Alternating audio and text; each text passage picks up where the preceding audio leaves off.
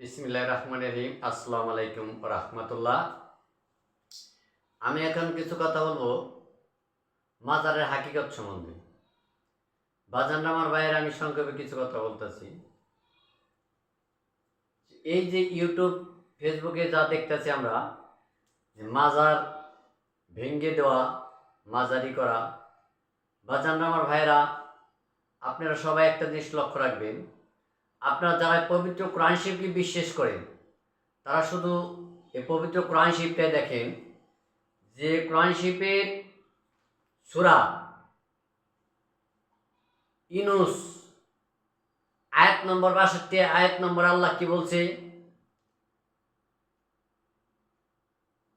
আলা ইন্না আউলিয়া আল্লাহু লা খাউফুন আলাইহিম ওয়া লাহুম ইয়াহজানুন। আল্লাহ এই পবিত্র আমার পবিত্র কোরআন শরীফ বলেছেন কি, যে আলা ইন্না আউলিয়া আল্লাহি লা খাউফুন আলাইহিম ওয়া লাহুম ইয়াহজানুন।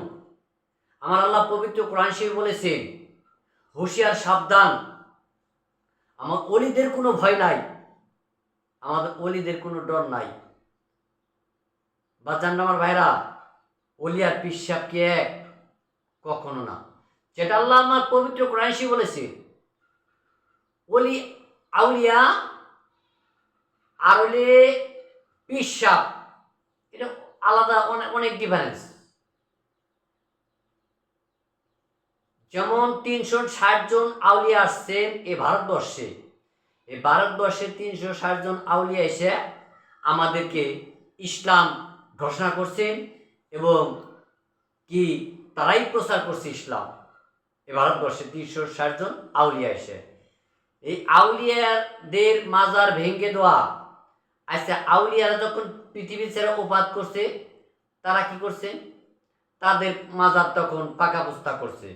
বাজান আমার বেড়া, সে আউলিয়া তো বলে নাই আমার মাজারের ভিতরে তো বক্তৃতা থাকো, সবাই আমার মাজারে সেজদা করো, পূজা করো। এখানে অলিদের কোনো দোষ নেই, অলি শব্দটাই আলাদা।